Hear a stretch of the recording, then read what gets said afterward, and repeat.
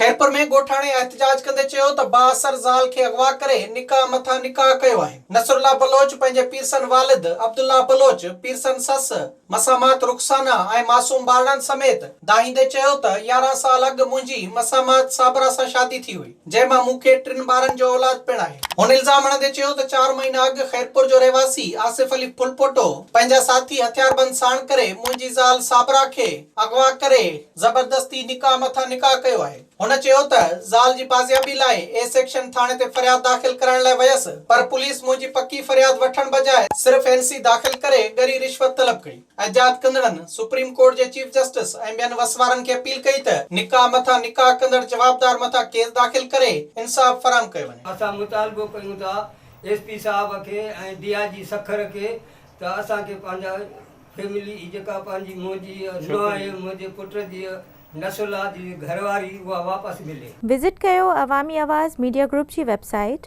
awamiawaz.pk।